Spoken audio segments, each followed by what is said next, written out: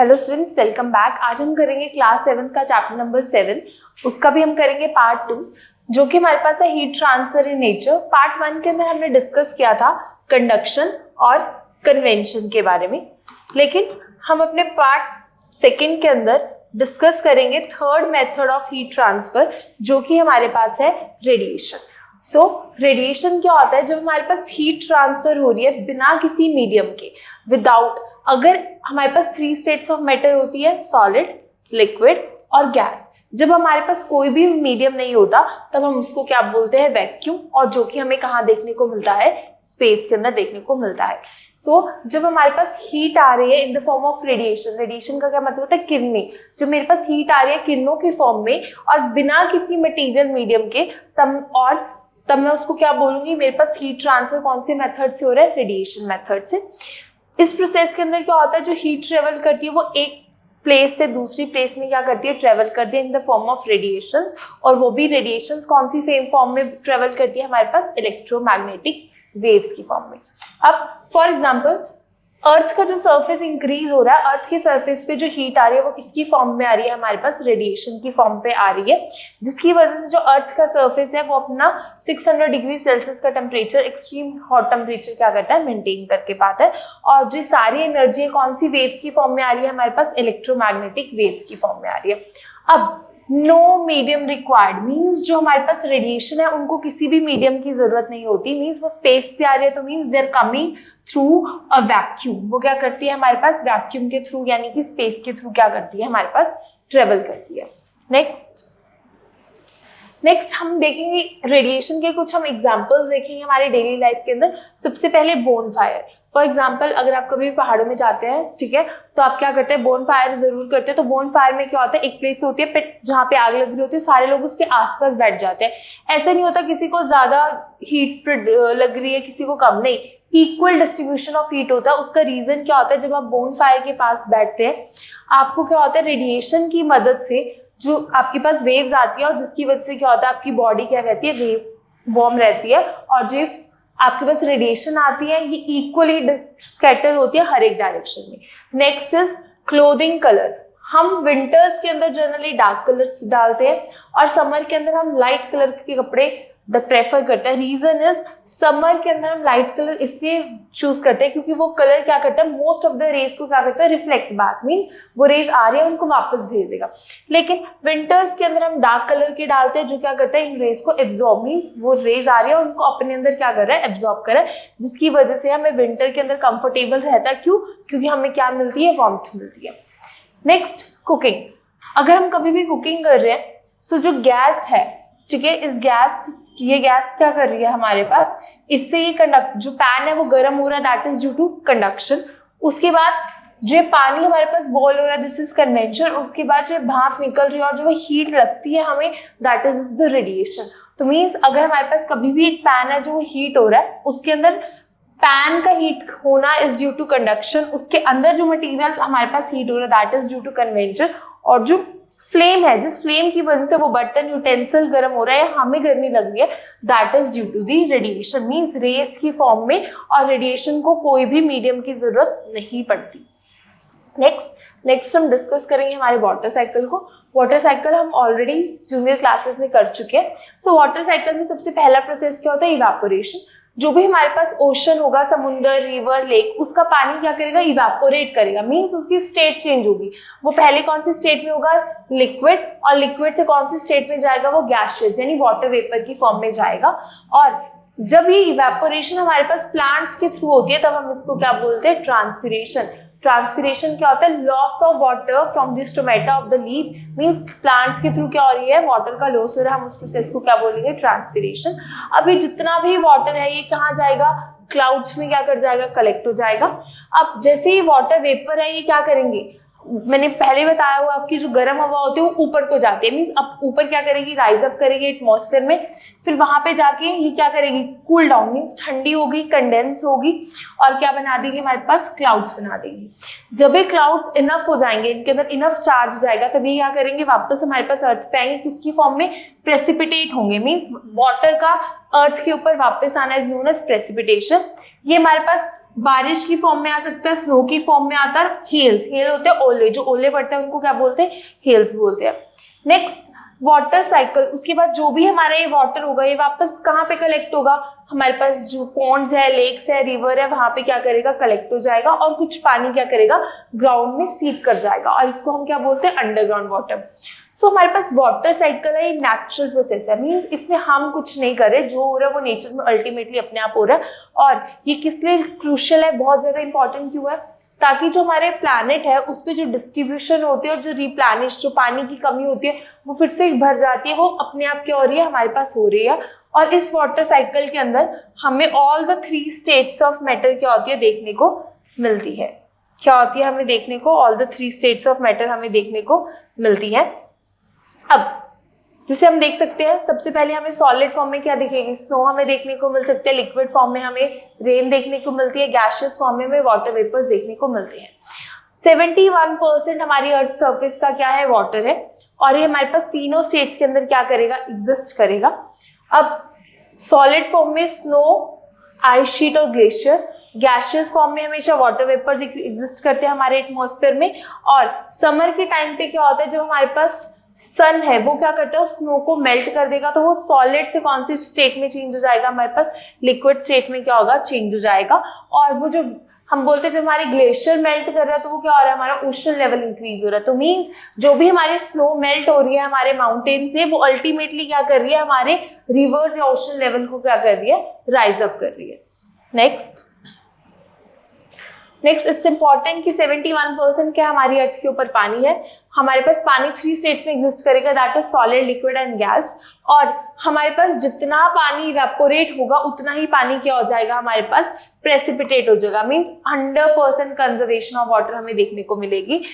हमारे पास water cycle एक ऐसा प्रोसेस में जिसमें क्या होता है, वाटर कॉन्टिन्यूसली ऊपर जाता रहता है, ठीक है, उसके बाद वो क्या होता है, प्रेसिपिटेट करता है हमारे पास, ठीक है, रॉक, सॉइल, प्लांट्स पे, और क्या करता है, जिसकी वजह से जो पानी है वो इक्वली क्या करता है, डिस्ट्रीब्यूट करता है। और जो 71% वॉल्यूम है ये क्या रह रही है, कॉन्टिन्यूसली क्या होती है, हमारे पास रिप्लेनिश हो रही है। नेक्स्ट इज वारामीर। पुराने टाइम के जो ऐसे लोग थे जो हमारे पास स्टार्स या फिर विंड की डायरेक्शंस को देख के प्रेडिक्ट करते थे कि कैसा मौसम होगा, हम उनको वहामीर बोलते थे। ये क्या होते थे, एस्ट्रोनॉमर्स या फिर मैथमेटिशियंस होते थे 6th सेंचुरी के अंदर, कहाँ पे, उज्जैन के अंदर, which is present in the MP। और ये क्या प्रेडिक्ट करते थे, सीजनल रेनफॉल। आज जैसे हमारे टाइम हमारे पास वेदर फोरकास्टिंग होती है, और उस टाइम पे हमारे पास ये लोग होते थे जो क्या प्रेडिक्ट करते थे, हमारे पास वेदर प्रेडिक्ट करते थे। ये हमें सीजनल बारिश बताते थे कि इस बार मौसम में कितनी बारिश आने के चांसेस है, कब बारिश आएगी। और इनका जो पूरा प्रॉपर फैक्ट्स है किसके ऊपर बेस्ड थे, क्लाउड फॉर्मेशन, कि आसमान में जो बादल है वो क्या है, हवा किस डायरेक्शन में जा रही है, और स्टार्स की पोजीशन कैसी है, मून की पोजीशन कैसी है, और जो बाकी भी नेचुरल फिनोमेना है उनको देख के क्या करते थे, एक प्रेडिक्शन लगाते थे, ठीक है। नेक्स्ट अब जो हमारे पास बारिश का पानी आता है वो क्या करता है, नीचे अंडरग्राउंड वाटर की फॉर्म में कलेक्ट हो जाता है। So seepage benefits of the surface, जो हमारे पास पानी है वो क्या करेगा, अर्थ की सरफेस पे क्या करेगा, रहेगा, और धीरे धीरे अर्थ उसको एब्जॉर्ब कर लेगी, तो वो क्या हो जाएगा, अंडरग्राउंड हो जाएगा।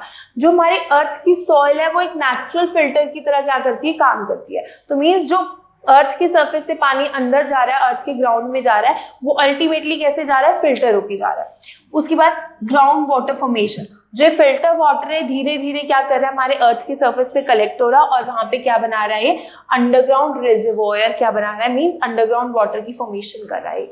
नाउ हम एक एक्टिविटी परफॉर्म करेंगे, इसके अंदर हमने 3 ट्रांसपेरेंट प्लास्टिक की बॉटल्स लेनी है, क्ले, सैंड और ग्रेवल लेना है, ठीक है। और हमने इनके अंदर प्लास्टिक की बॉटल्स के अंदर क्या करना है, हमने 200 ml पानी डालना है दोनों के अंदर, और यहाँ पे जो मटेरियल होगा वो अलग होगा, किसी में क्ले होगी, सैंड होगा, या फिर ग्रेवल्स होते हैं, पत्थर।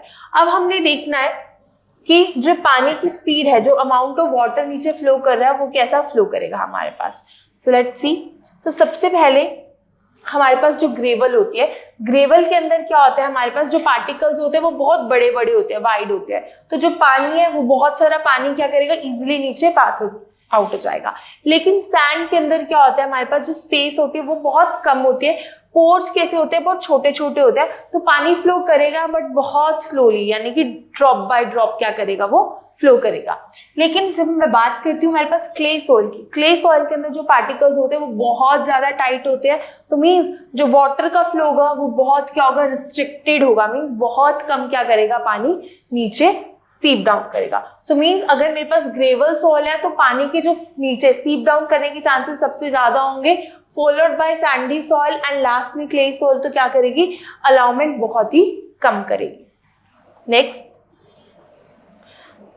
हम इनफिल्ट्रेशन की बात करते हैं। इनफिल्ट्रेशन क्या होती है, जो हमारे पास ग्राउंड वाटर होता है वो अर्थ की सरफेस के थ्रू ही क्या होता है, फिल्टर होता है। तो हमारे पास अर्थ के ऊपर बहुत ज्यादा ग्रेवल पार्टिकल्स होते हैं जिनके बीच में बहुत ज्यादा स्पेस प्रेजेंट होती है as compare to sand and clay. तो ये जो पानी है वो ग्रेवल्स के थ्रू इजीली क्या करता है, नीचे मूव डाउन कर जाता है, और इस प्रोसेस को क्या कहते हैं हम, सीपिंग। जो हमारे पास वाटर है ये क्या कर रहा है, धीरे धीरे सीप कर रहा है और नीचे क्या कर रहा है, सॉइल और रॉक्स की बात क्या कर रहा है, वहां पे कलेक्ट कर रहा है, then it is known as infiltration. तब हम इसको क्या बोल देंगे, infiltration. Water seepage, water seepage क्या है, जो सॉइल, जो मिट्टी और रॉक्स के बीच में जो स्पेस है उसके थ्रू जो पानी अपना रास्ता बना के नीचे सॉइल में जा रहा है, पोर्स जहाँ पे वो हमारे पास जमीन के अंदर जो पोर्स हैं, स्पेसेस है, वहां पे कलेक्ट हो रहा है, हम उसको क्या बोलेंगे, वाटर सीपेज। मींस पानी का नीचे जाना इज वाटर सीपेज। लास्ट में एक्वीफर्स। एक्वीफर्स क्या होते हैं, जो हमारे सैंड और सॉइल के बीच में जो बड़े बड़े स्पेसेस होते हैं जहां पे क्या होता है, पानी कलेक्ट हो रहा है, हमारे पास स्टोर वाटर क्या हो रहा है, कलेक्ट हो रहा है, हम उनको क्या बोलते हैं, एक्वीफर्स। जो जनरली हमारे वेल्स होते हैं, कुएं होते हैं या फिर बोरवेल्स होते हैं, वो जनरली वहां पे जो पानी आता है वो कहाँ से आता है, हमारे पास एक्वीफर्स से। कहाँ से आता है, एक्वीफर्स। और ये ऐसा नहीं है कि मैंने 3 फीट जमीन को खोदी और मुझे एक्वीफर मिल गया, नहीं, ये जो होते हैं ये बहुत ज्यादा 100 ऑफ मीटर्स क्या होते हैं, ग्राउंड में बहुत ज्यादा डीप होते हैं, मुझे बहुत ज्यादा फीट क्या करना पड़ेगा, मिट्टी को खोदना पड़ेगा, एंड जरूरी नहीं हर एक लैंड के नीचे मुझे एक्वीफर मिले ही मिले। नेक्स्ट है, हम देख रहे हैं कि जैसे जैसे अंडरग्राउंड वाटर है वो क्या हो रहा है, लिमिटेड हो रहा है। रीजन, सबसे पहला रीजन कि जो पॉपुलेशन है वो क्या कर रही है, ग्रो कर रही है। जैसे ही हमारे पास ह्यूमन पॉपुलेशन इंक्रीज कर रही है तो वाटर की डिमांड भी क्या कर रही है, इंक्रीज हो रही है। तो विलेजेस या फिर अदर एरियाज के अंदर जो general source of water available है वो क्या हमारे पास, ग्राउंड वाटर। इसके बाद हम हमारे अपनी जो फॉरेस्ट है, फॉरेस्ट को भी हम कट कर रहे हैं ताकि हम वहाँ पे बिल्डिंग्स बना सके, ठीक है, और बहुत सारा इंफ्रास्ट्रक्चर क्रिएट कर सके। तो इस वजह से क्या हो रहा है, जो वाटर इनफिल्ट्रेशन हो रही है वो भी क्या हो रही है, कम हो रही है। क्यों, क्योंकि प्लांट्स तो है ही नहीं हमारे पास। नेक्स्ट, जिसकी वजह से एज अ रिजल्ट हमारे पास क्या हो रहा है, अगर हमारे पास ट्रीज के थ्रू इन्फिल्ट्रेशन वाटर साइकिल नहीं मेंटेन हो रहा, पानी नहीं आ रहा, तो मीन्स हमारे पास जो अंडरग्राउंड वाटर है वो भी क्या हो रहा है, धीरे धीरे हमारे पास डिप्लीट यानी कि कम हो रहा है। और इसका सोल्यूशन क्या होगा हमारे पास, कि अब चलो ग्राउंड वाटर खत्म हो रहा है, so what can we do to solve it. Solution क्या होगा हमारे पास, सबसे पहले जो हमारे पास बारिश का पानी आता है हम उसको हार्वेस्ट, मतलब उसको यूज कर सकते हैं। मीन्स आपके घर से जो पानी आ रहा है आप उसको क्या कर सकते हो, एक टैंक के अंदर क्या कर सकते हो, स्टोर कर सकते हो। और आप इससे क्या कर सकते हो, जो आपका अंडरग्राउंड वाटर है उसको बाद में क्या कर सकते हो, आप उसको रिचार्ज, मतलब वापस से फिल कर सकते हो उस वाटर को एक पर्टिकुलर एरिया में कलेक्ट करके। नेक्स्ट हमारे पास last topic, that is the ice stupa. Ice stupa क्या होता है हमारे पास, जनरली हमें लद्दाख, इंडिया के अंदर तो लद्दाख के अंदर ही देखने को मिलेगा। स्प्रिंग सीजन के अंदर क्या होगा, हमारे पास जो पानी है, पानी की क्या हो जाती है, हमारे पास कमी हो जाती है। कहाँ पे, माउंटेन एरियाज के अंदर। तो विंटर्स के अंदर हमें पता है कि जो पहाड़ों पे जो बर्फ है बहुत ज्यादा जमती है, तो हम क्या करते हैं, हमारे पास जो माउंटेन होता है, माउंटेन के ऊपर वाली जो आइस होती है वो क्या करेगी, हमारे पास मेल्ट करेगी विंटर सीजन में। रीजन, सर्दियों के अंदर जो धूप आती है वो सिर्फ माउंटेन्स पे आती है, वो प्लेन एरिया पे नहीं आ पाती। हम यहाँ से एक पाइपलाइन को क्या करेंगे, ऐसे कनेक्ट करेंगे। अब वो पानी क्या करेगा, सन की रे से क्या करेगा, धीरे धीरे मेल्ट करेगा। जैसे वो वापस आएगा, बाहर निकलेगा in the form of fountain, तो वो क्या हो जाएगा, बाहर टेम्परेचर कैसे लो, तो वो क्या हो जाएगा, जम जाएगा। और लो टेम्परेचर की मदद से वो जम जाएगा और वो क्या करेगा, एक कोन शेप लाइक स्ट्रक्चर बना लेगा। कैसे बना लेगा, कोन शेप लाइक स्ट्रक्चर। और इस कोन शेप लाइक स्ट्रक्चर को हम क्या बोलते हैं आज के टाइम में, आइस स्तूपा। हम क्या बोलते हैं इसको, आइस स्तूपा। ये आप देख सकते हैं, this is a real ice stupa जो लद्दाख के अंदर बना है, ठीक है। अब इसका मेन पर्पस क्या है हमारे पास, स्प्रिंग मतलब गर्मियों के टाइम के अंदर बर्फ भी नहीं होगी, ठीक है, क्योंकि वो मेल्ट हो चुकी होगी मोस्ट ऑफ द आइस, और बाहर इतना टेम्परेचर भी नहीं होगा जो उसको फ्रीज या फिर मेंटेन करके रख ले उस पानी को। तो हमारे पास स्प्रिंग सीजन में जो पानी की कमी होती है उसको ओवरकम करने के लिए हम क्या करते हैं, इस मेथड को मींस आइस सूपा हम क्या करते हैं, क्रिएट करते हैं, जिसकी वजह से जो लोग हैं वो गर्मियों के टाइम पे अपनी वाटर की जो नीड्स रिक्वायरमेंट है उसको क्या कर दे, कंप्लीट कर पाए। So that's all for this lecture, thank you.